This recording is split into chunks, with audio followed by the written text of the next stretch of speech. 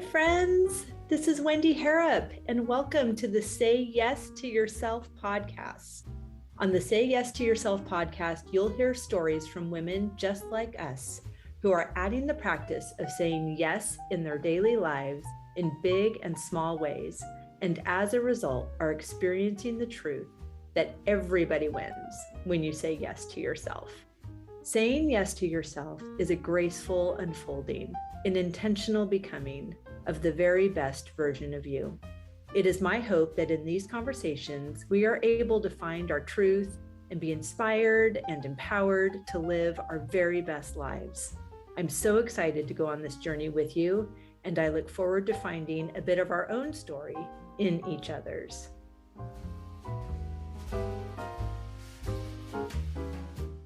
Hello, friends. Welcome back to the podcast. Happy Friday. I hope you have big, wonderful plans this weekend. I am back at the Phineas Wright House. I am reveling in what can happen to a property with some water and sunshine and me being absent in France. This place is alive. It is so beautiful. The peonies are going to begin next week. It's so exciting. There's just so much growth and expansion and beauty, and it's just so good. It's so good. I hope you are experiencing life in a way that feels expansive and appreciative, and not in a way that makes it feel like it is controlling you. I know there's so much going on. May is a really busy month. We've got graduations, we've got celebrations, we have the endings and beginnings. There's just so much, and I just want you to know that I see you in that. And I celebrate the big and the small and the day to day. And I'm so grateful that you take me with you on some of those adventures. So thank you for listening. Thank you for supporting the podcast, for sharing it with your friends, for sending me love notes. It's all just a beautiful collective uprising of love. I'm just so delighted and grateful to be a part of it. And I love the women that I get to meet through this podcast. And today's guest is no different. In fact, on my notes about Laurie Maddalena, I wrote all over it, I love this conversation. I love this woman. I love my life. She is just fantastic. I know you are going to love her. Laurie Maddalena is a founder and CEO of a leadership development consulting firm that provides leadership development programs for managers and executives, executive coaching, management training, Myers-Briggs facilitation, emotional intelligence surveys, and leadership assessments. Laurie is a member of the National Speakers Association and is a certified speaking professional, which is a designation earned by less than 15% of speakers worldwide. She is a contributing author to the international best-selling books, Women Who Empower and Women Who Shine. I am so eager to share this beautiful conversation with Laurie Maddalena with you. Laurie, I've already decided this is an amazing conversation. So thank you so much for being here. I'm so happy to be here. Thanks so much, Wendy. Of course, it's my great pleasure. And I've loved the now 303 opportunities I've had to meet fabulous women. This is episode 303. Wow. Fantastic. That's so fun. And I love, we talked a little bit about this before I hit record, when you were so graciously encouraging me in the things that I'm doing. And, you just, I'm definitely led by joy. And I also have a to-do list because of the antique house and the podcast and the trips and single parenting and all the things. So there's a to-do list as well. Yes. And just moving through my day, and my personality works with that kind of thing. But it is lovely when I do put my head up and look back and see, oh, look, I'm doing a thing. And someone was smart enough to count it. And now we're at 303. So hooray.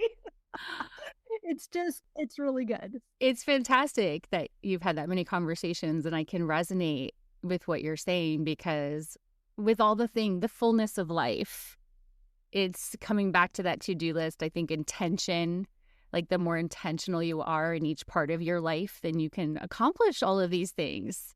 You know, you're doing so many wonderful things, and I feel like I'm doing that as well in my life. It's not easy always, but that intentional piece really helps.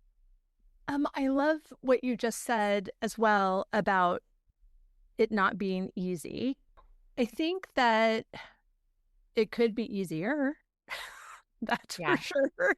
Any part of it that is not easy is pretty much an indicator of my inner work that needs to happen. But you also said intention. And for so much of my life early on, into just the last 6 years, I would say, I had ideas, I had dreams, but I also felt like my intentions or my creations were by default based on the desires of the people around me that were important. So whatever my husband needed, whatever my parents needed, or my brides, or my daughter, or, it was just in a response. And I enjoyed that because that's all I knew. And then when I was ready to remember that I get to deliberately create and be intentional about what I want to do in support of who I'm becoming, it changed everything. Yes. Waiting time collapses. How have you experienced that? Oh, so the inner work that you just talked about, I think it's interesting for me because I started my business 17 and a half years ago. And over that time, I've had 3 children. And so I can resonate with what you're talking about of these different demands. And it's not been easy. I have a partner who's wonderful, but also 3 children. And these many roles that I play in my life sometimes can feel like they're competing for each other. And that's something that I've really had to learn and do some inner work around and navigate. It's not perfect. I'm still always doing that. But I'm feeling like I'm getting to a better place of being able to handle those things much better. Right. And reminding ourselves, even in conversations like this, that perfection and arrival are both elusive. That's right. And that is okay, because I want to continue to create. I want to continue to expand. I want to be learning something new as I'm taking my final breath on this earth. Like, I want expansion. I am not looking for a finish line. I know you're not either.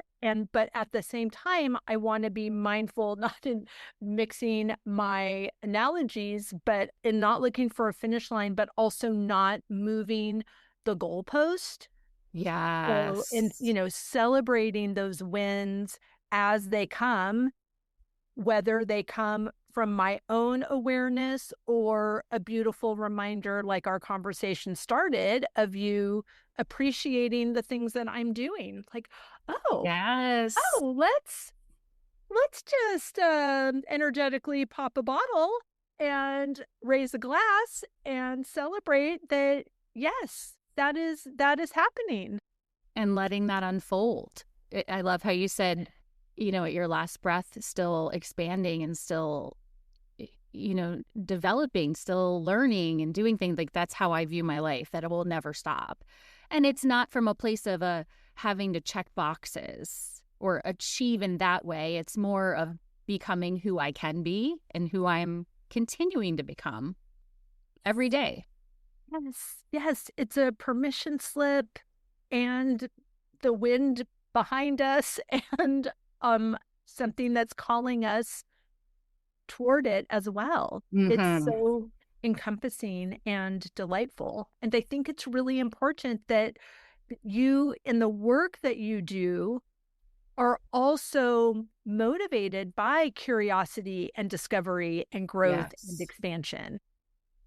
That's what leadership is all about.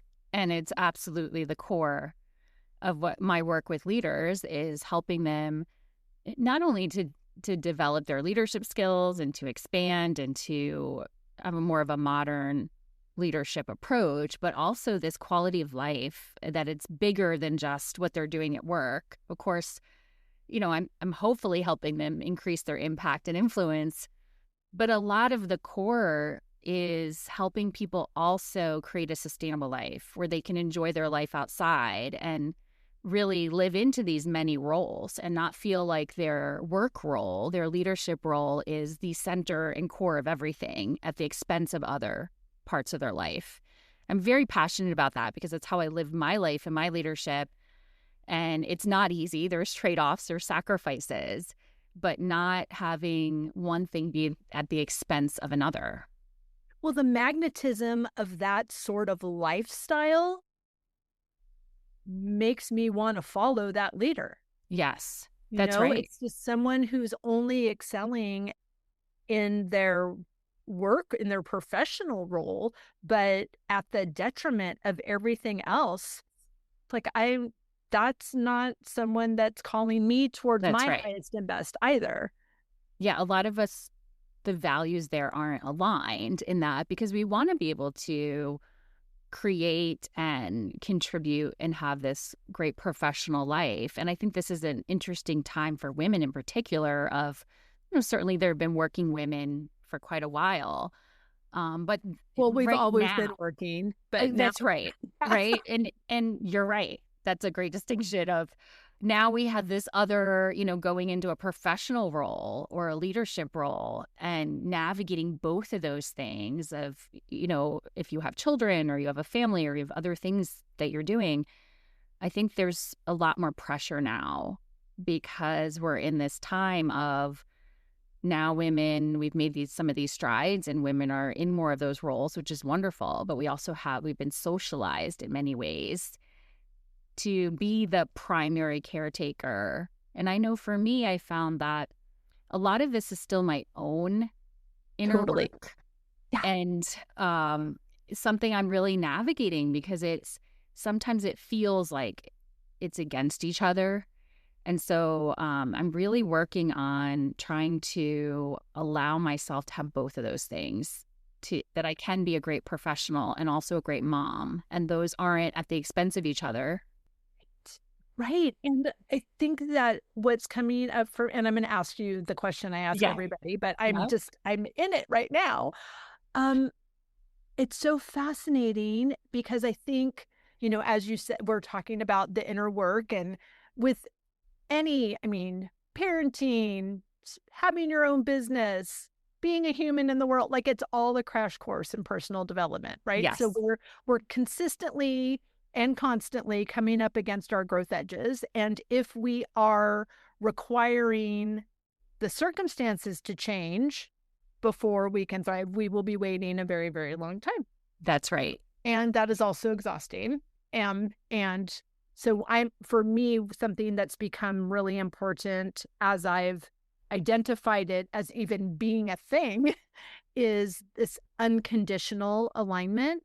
So I don't need my daughter to behave in a certain way for me to be connected to myself. I don't need my ex-husband to behave in a certain way for me to be connected. I don't need my clients. I don't need the weather. I don't need my peonies.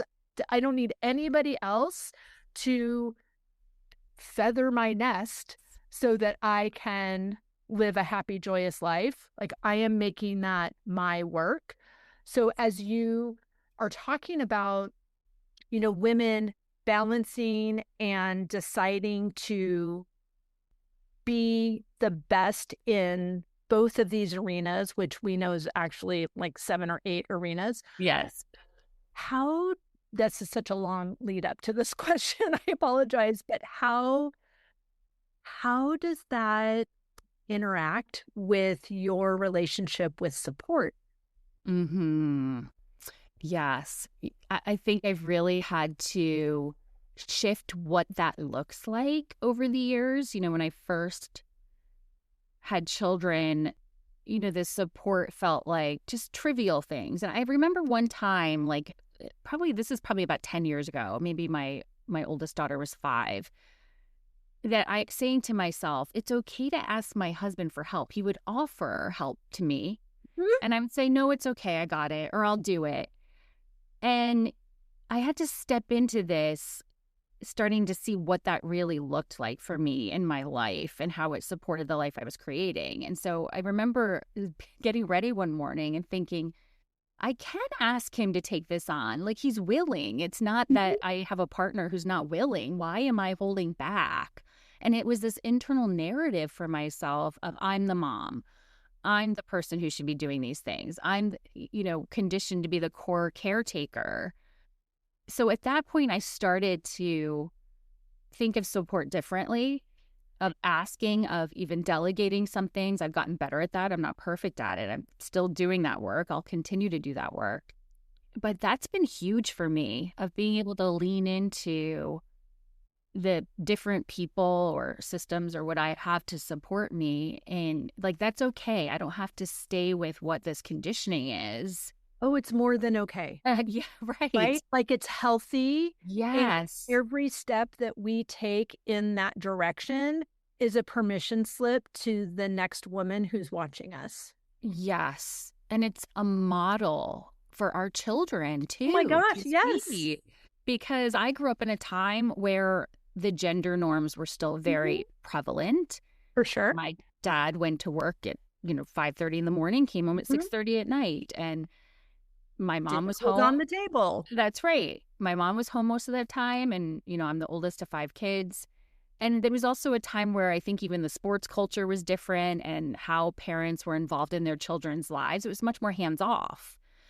I think now a lot of us want more involvement with our children. And there's been this, beautiful shift in that. Yet it also feels like pressure at times of, am I fulfilling that role to what my own personal internal expectations that maybe aren't even realistic are?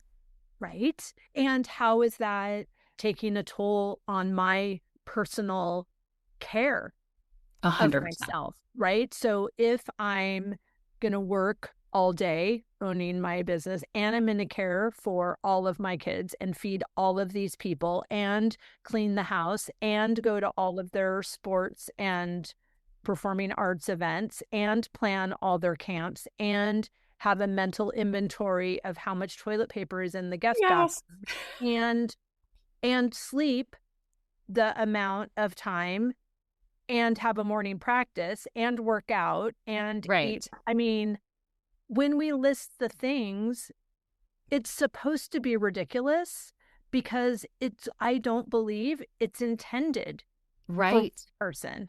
That's and I think for me, although, I say that we always teach what we need to learn, right? So this is top of mind for me because I had to confront a narrative that wasn't in service. It is not resolved, but at least I'm aware of it now, that I believed that I had to do all of this. I'm the one who wanted this house, and I'm the one who wanted the divorce, and I'm the one who wants to follow my bliss, and I'm the one who wants to expand the property by 30 more acres, and I'm the one that also wants to spend more time in France. So if I'm the one that wants all this, I'm the one that has to do all of this. And obviously, that sentence outside of my body is ridiculous, but in my head, when it is running without any sweet, loving support, it makes sense and it is not nice to me. And so I Yes, think as we are, of course, reordering our days for me, I have a morning practice that that is a non-negotiable because I can't do all of these things with an empty cup. that's right. So I'm filling this first and then I'm doing all these things, but I'm also now opening myself up to what would it feel like to be fully supported and to lean Hmm. into those feelings before I actually find the people. But when I Right. practice that feeling, and I do have support and I'm desire more, but when I practice the feeling of that, then when I meet the person and I have the feeling, I know that that is a match. I'm That's not right. saying, okay, well, you can do this, but it's a lot and you're going to hate it and I'm not going to be able to pay you. And I mean, like, that's just Yes. dumb. You're So, aligned more when you meet that person. I love how you say that this is a narrative that, you're working on, but it's still there because that's exactly I think this is normal, right? This is normal life, especially I think for us as women. My narrative has been really confronting being an ambitious, driven entrepreneur and business owner and being a great mom.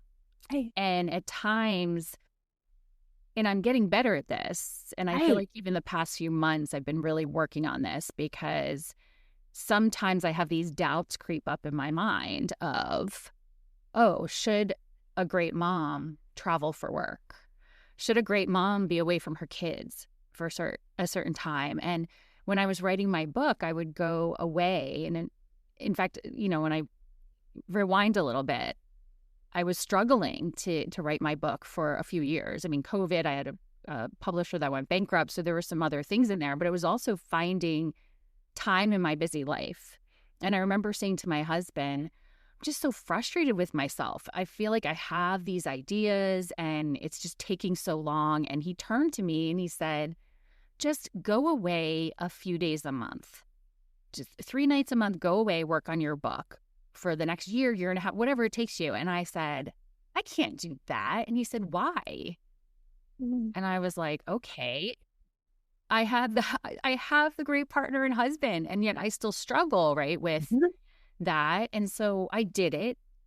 I finished the book. It was great, but I still confront these doubts in my mind that it's one at the expense of the other. Right. And I think we all do that.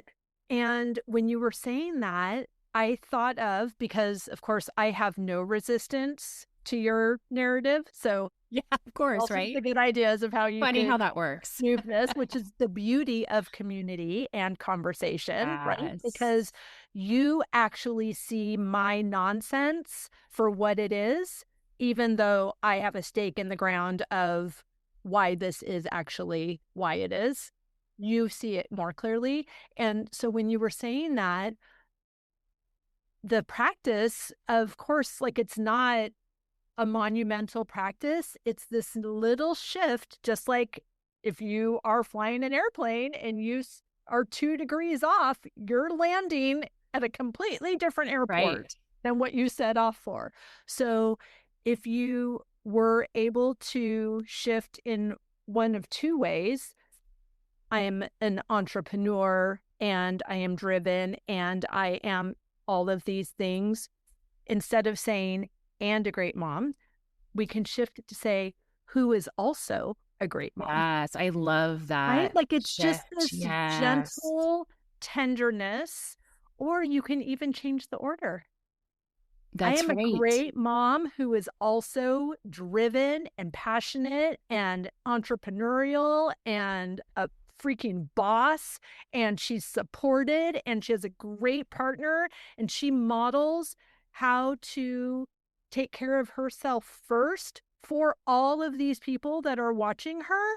And they rise up and call her blessed. Like that is like how it's done. That's what I'm saying yes to, Wendy. I know you were going to ask me the question, I but like am. that's an even better way to answer that, which is the feeling of what I'm thinking. Just how Ah, you beautifully said that. And I think the more we talk about this, we normalize it, that these are normal thoughts. And as you said, when we ask someone else, they can help us to see that, that's not real.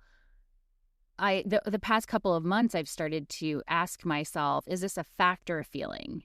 mm, So the doubt I'm having of like, oh, does a good mom do this? Is that a fact or a feeling, Laurie? That's a feeling that's coming up because when I factually look at how present I am for my children and what I'm doing in the relationship we have, even though there are instances sometime, like when you talked about not letting other things dictate, what you're feeling, someone has to be a certain way. My son will sometimes say to me, "You're going away again." And that fuels my inner doubt and this narrative of, oh no, my son feels like I'm going away. But, the reality is he would think that no matter what, if I go away for an hour, and so right. I have to bring myself to don't get caught up in this narrative. What are the facts here?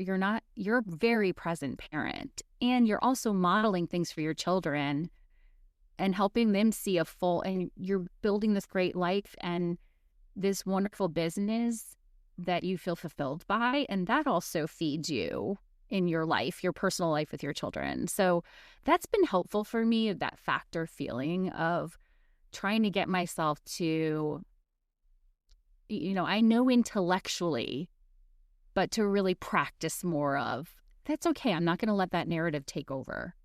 Right. And I think to piggyback onto that, and my makeup is a little bit different where feeling is actually where I need to lean in. Mm. So for me, like I can tell if this is a quote unquote fact or an opinion based on how I feel. So Yes. do I feel guilty?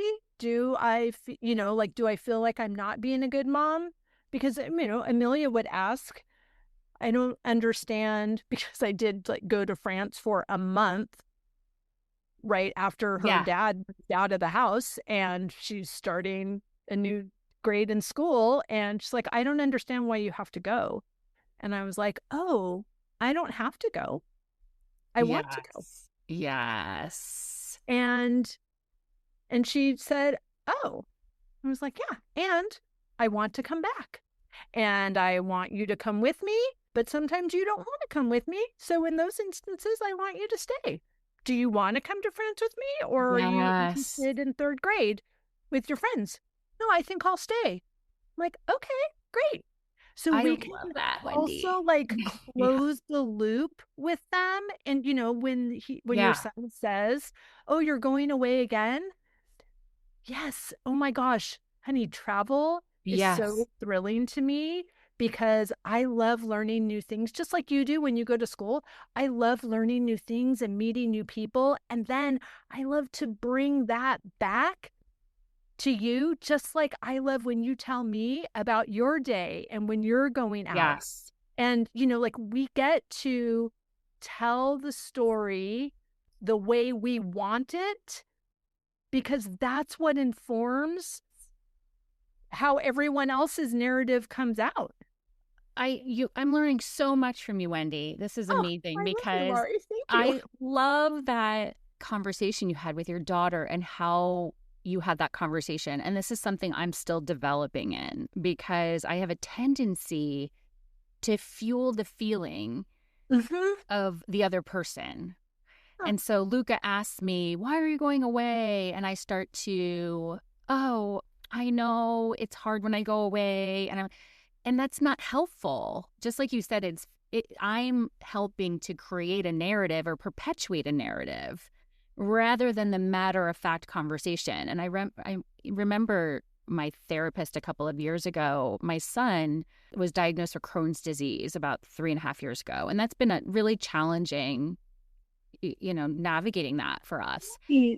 And I was talking with her about, once we kind of got through the shock stage Sure. and how we were navigating that, I was talking with her about how I communicate with him and medicine changes. And so we were kind of role playing it a little bit. And she said, when you go and you say, oh, I know we're going to have to do this new medicine and the doctor wants, she's like, you're kind of setting it up for really what you just said, that narrative of like, it's so hard and it's so, Right.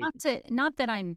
dismissing his feelings. We're validating it Right. and And then taking our I be power the back at the parent. same time. Right. Right. And she said, so how are you, how you're showing up in that situation? You can validate his feelings, but you're the anchor.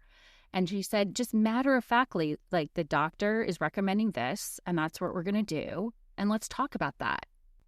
Yeah. And asking, like, what would be support? How can I support That's you in right. this? And also, like, for someone that is experiencing the manifestation of Crohn's disease, Yes. travel does not sound fun. Right. So maybe even that's a little bit about like you're going away, like, and their own 100%. anxiety about where the facilities are. They don't want you to be uncomfortable. That's right. There's so many things that go into that, right? And Huh. how I just learned of like, how can I have more of a constructive conversation instead of Mm. feeding in and perpetuating these narratives. And I'm still learning this. Oh, I always. loved how you reframed, even the ambition and, a great mom. But it's not lost on me, Wendy, that I teach these things in a professional environment. And Right. it comes so much easier in a professional environment. And then personally, but I think it makes us normal, right? We all have Right. these things, and it's just learning and developing and getting better.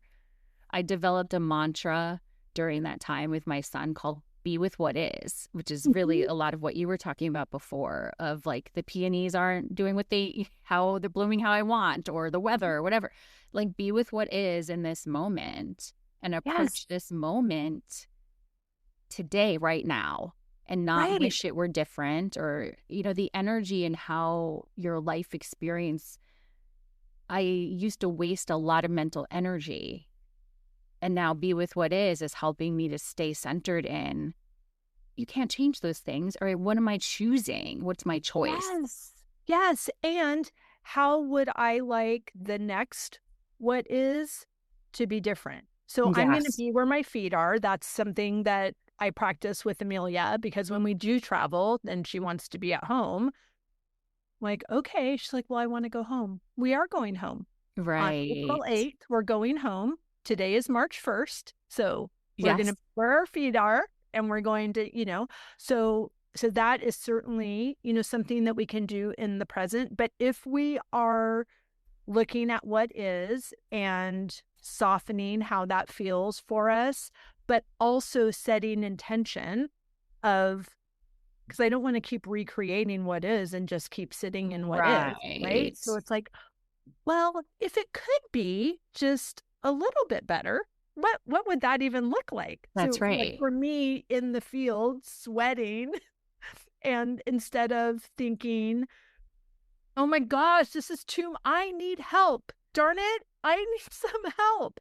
Instead, reframing, which is what I did and what I mentioned earlier, what would it feel like to be fully supported? That Yes. shifted the pushing against That's right. being here by myself to, whew, what would that even look like? And I was floating. I had this list of things that I would do, what it would feel like if I was fully supported and what I would do. It's like, I would go to brunch like a normal person. Would, I would, explore Massachusetts. I've lived here for 13 years, but for 12 of them, I've lived on this property that Right. says, I think you should stay here and do some work That's right. rather than go somewhere, and it just felt like it was so expansive and nothing actually changed about the patch that I was That's weeding and right. the temperature and the humidity level.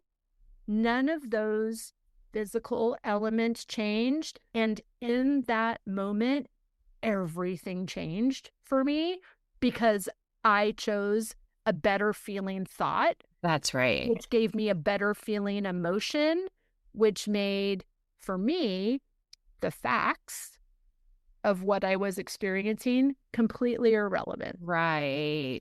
You're creating your future and you're co-creating that and expanding in that. Yes. And we never know more what we want than when we're experiencing what we don't want. That's right. That's right. Using those as a catalyst, like with your son. Wow, I see you in this. I'm with you, man. It sucks. What could we do differently, or what would it feel like, depending on what, what language resonates with him, that would make next time more enjoyable? Yes. More supportive. What do you think? That's right. What do you, and that changes all the time. Totally. Right? But I love that. Yeah. Yeah. Sometimes it's a macaron. Sometimes it's time with her iPad. Sometimes it's time with her sketchbook. Sometimes it's going for a walk. Sometimes it's, I actually just need you to leave me alone, Mom. Yes. Okay. So happy that I am raising a daughter who knows what she wants and uses her words. And even when I don't want to hear them, I'm here for it. Yes. But you're teaching also, Amelia, I'm teaching Luca, of just taking agency. Exactly. Right, in that moment and not staying stuck. Like, as you were talking, I was thinking about how that's such a great way, like when we're in this place of something we don't want or experiencing something, that we don't have to stay stuck there, that using that agency, choice, and shifting, what do I want, what would it look like differently, but also modeling that for our children, that we're not stuck in our circumstances, that we can have some choice in how we navigate that. You're also making me think that as women, as business owners and leaders and professionals and career people, that we are human beings. For sure. And I think it really took for me having children to realize that every single human, I mean, I know this intellectually, we're flawed human beings, right? But it's not until you have children or you experience a child and these narratives that you're like, wow, I think of my parents, even of the expectations I thought I had. And now the reality of what that is not easy. And so just bringing to light, we're all human beings navigating this life, and it comes with challenges. And, how we do that, though, with what we're talking about, can make a huge difference. Right. I love that. And sometimes getting out of my own head, well, predominantly getting out of my own head, is so helpful for that practice. So whether it's in a conversation that's being recorded for 33 countries to witness, or if it's in my journal, there's something about, I mean, obviously you figured this out by now. I'm a verbal processor. I don't really know what I think until I start talking about it. Yes. And it's the same with writing in my journal. What that does is it slows down the thoughts because I'm writing them out. They still surprise me how they come out, because I'm not trying to edit myself as I just free write in my journal, but they're slower, and I feel like it's weird, but since they're written down, even though I'm the only one reading it, I have a witness. Yes. And that has been key for me to stop those narratives that have just been on repeat for years and years and years from getting a hold, if it's not in service for who I'm becoming. I love that practice. I journal as well. And another thing I do, I talk to myself a lot. I hope I'm not the only person, but when that inner critic comes up for me, I try to even use the skills, my own skills as a coach with other people on myself. And it's not always easy. But I say, what would my inner coach tell me right now? And Mm. I'll verbally even walk around the house talking to myself to talk through that, or I'll ask my future self, what would Yes. my 85-year-old self tell me right now in this Mm. moment, which has been really helpful for me because my 85-year-old self is much wiser and sees the Oh big my gosh, perspective for and, sure. can call out my BS of, these little things in this narrative. And so that's been helpful for me as well, of like being able to process that way, just not stuff them down, but, coaching myself through that or to Right. navigate that. Oh, it's so beautiful. I love it. And I love that you are not keeping all this goodness to yourself. Like you're sharing it with your clients, you're sharing it in the books. Tell me about the book. You've got two titles that you've contributed to.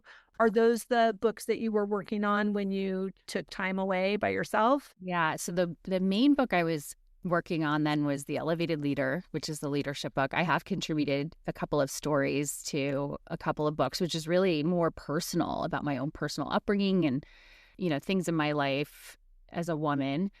The book, The Elevated Leader, was the one I've been working on the last couple of years. And yeah, I mean, I think a huge piece of this for me is also helping people to create a joyful life. I mean, yes, it's about leadership, but as I said, it's really about how do I be a great professional and how that be sustainable. When I talk about being an achiever and driven, I'm not talking about being overly driven, Mhm. overly achieving where it's at the expense of my life. Something I've done well, I think, in my business is work very sustainable hours while I'm scaling my business. And that's been an intentional choice for me. I know many people who would work 60 hours or would add 10 hours, right? I typically work Right. 40 or less. And even that, Wendy, has been something I've had to navigate in my own narrative of saying out loud, I work 40 hours or less. For a while, felt like I was admitting I work part time. And it's not, it's absolutely full Because it's time. not like you're going to sleep after that. You're just working that one job 40 Oh my hours. goodness. I am so intentional with my time. And I think it's been great for my clients for me to model that. What I get done in that time, I think, is incredible sometimes in 40 hours. So we sometimes think with the leaders I work with, like if I work at night or I work on the weekend to catch up, and that's not only not sustainable, but it's usually not the reality of what's going to help you. It's really more intention and how are you focusing and your energy, less about time management, but managing your focus and energy. And so really that's a huge piece of that book is helping people just as much in their personal life to elevate their personal life as well as their leadership. And it's hard to believe that's going to work if you've been in the practice of Yes. the grind. But to understand, it was the same thing with my morning practice when I started it. I get up at 4:45, and to many people on the planet, that is way too early Yes. to, like, no one's signing up for that. And for me, once I started to see the results of that, I became unavailable to not have that Yes. practice. So I fine-tuned the other parts of my day to Right. support that. And it's hard to believe that getting up early and journaling and meditating and reading and setting intentions is going to catapult my business. I'm not creating content. I'm not interviewing people at that time, but it is that partnership, like you said, the co-creation, inspired action Right. really has a result. And we cannot compensate with action what we have not done energetically. Oh, 100%. Right. So what you're doing as the elevated leader is you're living a life that's worth following. Yes. Thank you for that.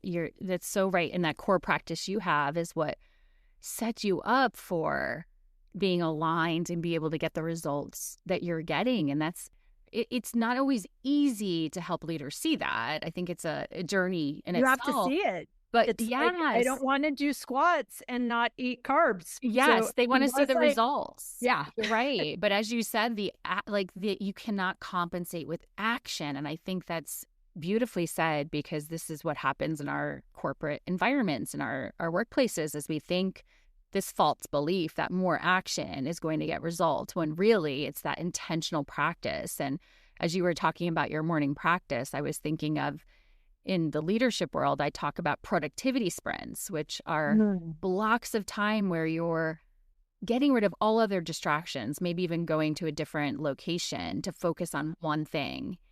And Right. Like you writing your book. that's right. That's a perfect example of productivity sprints where you are aligned, you're focused, you're in the zone, in flow, and then your results catapult. And Mm. sometimes I think it's hard for people to see, well, wait a minute, but I have these other 15 things to do. Well, those 15 things are not your core key Right. result areas. And so we're talking about your core key results. And when people do it, it's addicting. You start to see, wow, that aligned intentional action gets me so much better results than the grinding action.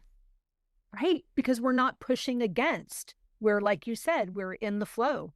Right. And like that stream, that's already moving.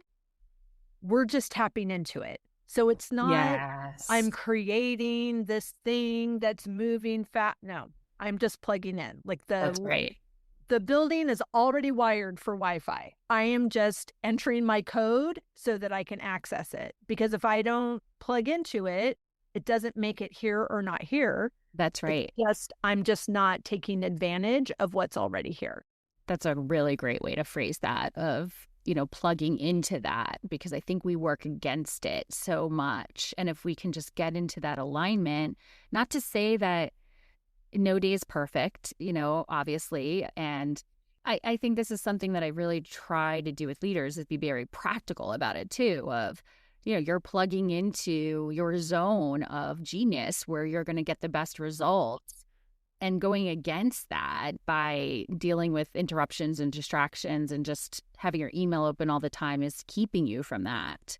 Right. And it's hard to believe because it hasn't been the practice. Right.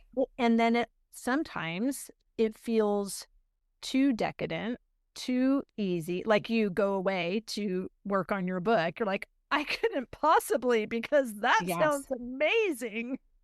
So Right. you can't, like that, the two feel like they can't go together, but it's this pattern interrupt. I experience this with my clients that go on my France trips as well, because it's this space that's been curated and cultivated on their behalf.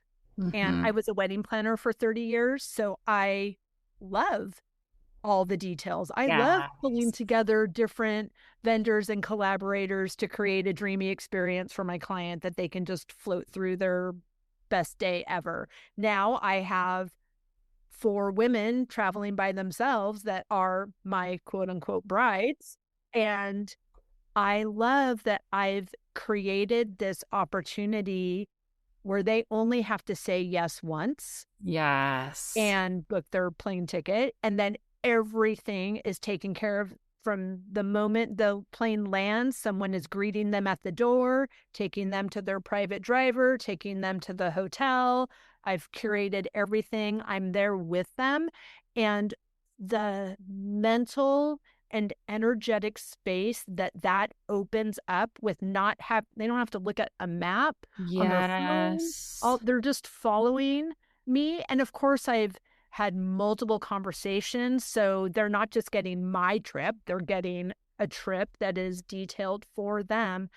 But then when you're there and you're just immersed in beauty and art and fashion and architecture and culinary yummy treats and beauty, and it's just that this immersive experience where you're noticing like the detail on the side of the building above this one window, and it's only on one corner of one street in this magical place. It reminds me over and over and over that my dreams are not too big, and I am more creative. I have more good ideas. And then so do the women that are on the trip, because they're experiencing this pattern interrupt at the same time that it's being modeled everywhere they look, that everybody wins when you say yes to yourself. They're expanding their own thinking and what's possible, and they're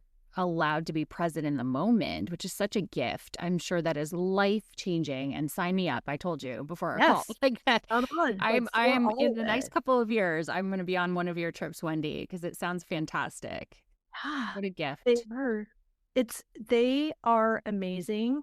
And I love that even talking about them, like I just did, inside my body, it felt exactly the way it feels when I'm there and ready to greet them on the first day. And that is the beauty of the emotion, because I can access that without my quote unquote facts of where I am physically. I can access the feeling of that place anytime I want. And that energy, that's how I write the product description for the website.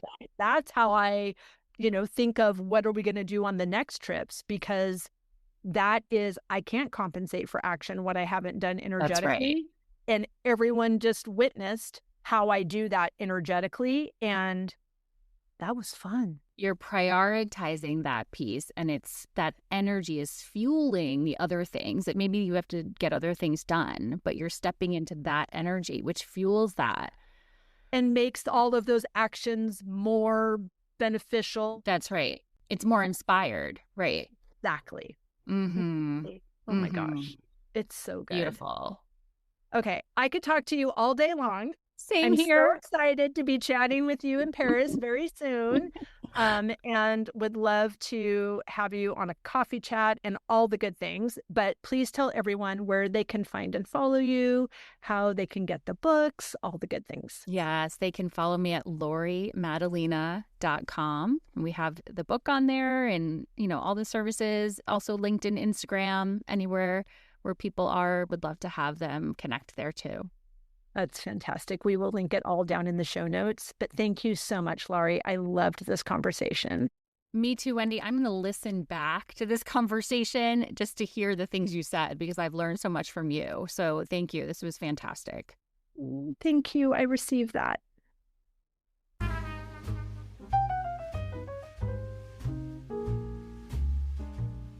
I hope you enjoyed that conversation as much as I did.